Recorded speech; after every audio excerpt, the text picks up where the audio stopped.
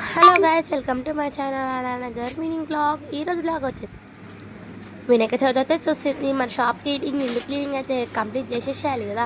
ఇక్కడైతే మా డాడీ అయితే క్లీన్ చేస్తుండు. చూడండి, నేనైతే గిరాకీ వస్తానైతే గిరాకీ వాళ్ళకైతే ఇస్తున్నా.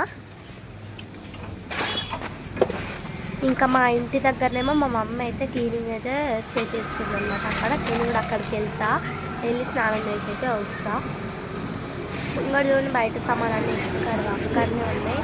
ఇంతకు మా షాప్ పక్కన చూపించారా అడుగునా కామెంట్స్ ఇచ్చారు. జై గణేష్ అని కామెంట్స్.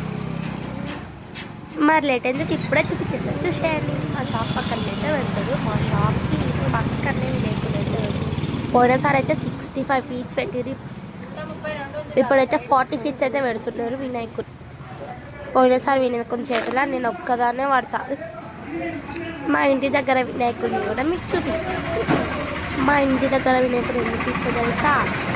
5. అంత చిన్న వినాయకుడా. మీ షాప్ పక్కన మీ ఇంత పెద్దది, మీ ఇంటి దగ్గరనేమో అంత చిన్నమా అనుకోకని. వినాయకుడు ఎంత పెద్దగా ఉన్నా చిన్నగా ఉన్నా సరే మన మనసులో ఉన్న భక్తి మనకి. మనం చిన్న వినాయకుని పెట్టినా మంచిగా పూజిస్తాం. పెద్ద వినాయకుని పెట్టినా కానీ ఏం పూజించలేము. ఇక మన